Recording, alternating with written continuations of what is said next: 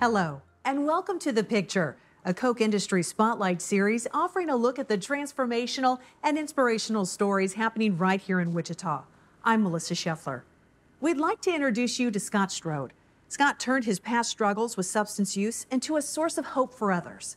There was a day that I put down a drink and a drug for the last time. I didn't think that I'd be able to accomplish all the things I did until people believed in me. And now I get to share that belief with new folks coming in. So it's going to take all of us to do this, but I have no doubt we can. Scott's organization, the Phoenix, is now changing lives in Wichita and across the U.S. Let's take a look. For Bree Schrader, working as the community engagement coordinator at the Phoenix is more than a job.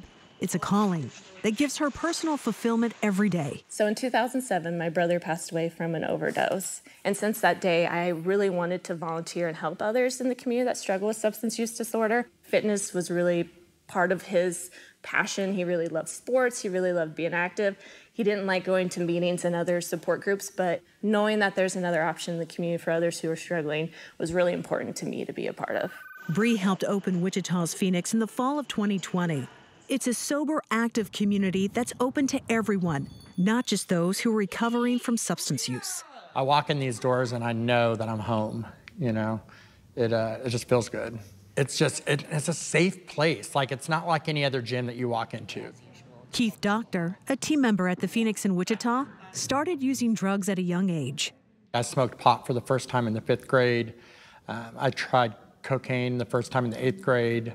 I smoked crack the first time in the 10th grade. After years of substance use, Keith formed a $300 a day heroin addiction before losing nearly everything. People, when they meet me, they will say, "You don't look like one of those people," you know, and I'll say, "What do one of those people look like?" You know? Could be anyone, huh? Yeah.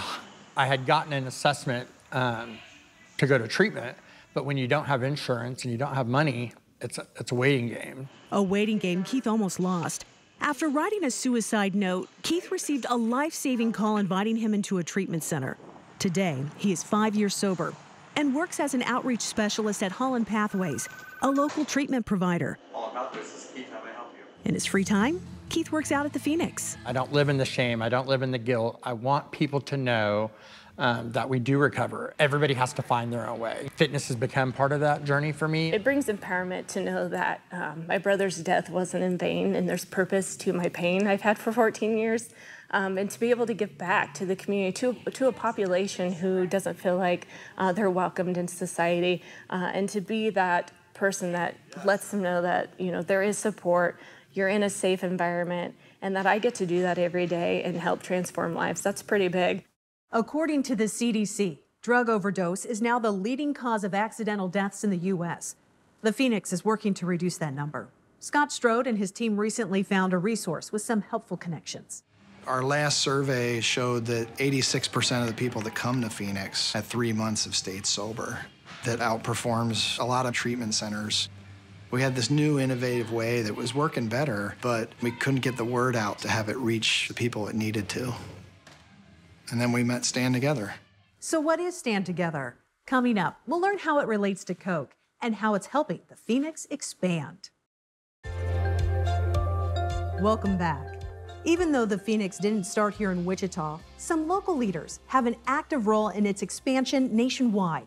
Front and center in this work is Stand Together, an organization founded by Charles Koch that unites more than 700 business and philanthropic leaders across the country. In Charles Koch's latest book, Believe in People, he shares the stories of multiple social entrepreneurs supported by the Stand Together community, including Scott Strode, founder of the Phoenix. Askia Ahmad is a leader at Stand Together Foundation. How does Stand Together evaluate which organizations to champion? We have, over probably 200 organizations throughout the country who's a part of what we call our Catalyst Network. The Catalyst program, it's a 6-month program for the social entrepreneur, usually the founder or whoever's leading that organization, try to kind of break down like, all right, so if we wanted to go serve more people, if we wanted to go make a greater impact, how might we set up our organization to go make that happen? I think the Phoenix had maybe served probably 20 to 30,000 people. So their vision at the time was, what if we can serve 100,000 people? We had done a little research. Roughly about 50% of people polled in a Gallup poll had stated that they are impacted by a family member's either drug use, alcohol use, or both. Literally, nearly 50%. So flip a coin, in any setting that you're in, nearly 50%, 1 in 2, are impacted by it. Through Stand Together Foundation's Catalyst program, leaders at the Phoenix started to reimagine their organization's potential. So we're talking more than 40 million people in the country that is either in recovery or still struggling. So at the Phoenix, they were like, man, our goals of 100,000, way too small, and Stand Together helped them think about, hey, what if you go big? And that meant expanding across the country to cities like Wichita. Chase Koch learned about the Phoenix through Stand Together. In the fall of 2020, he spoke at a grand opening of the Wichita location and described why he was inspired to help bring it here. To get the results that they do when they bring someone that is struggling so much off the street and combine the power of exercise with community. The first time I saw that and heard the story at one of our Stand Together events, I was just blown away. You need to come down here and work out and see what these people go through and how they really kind of rise from the ashes. The name is perfect.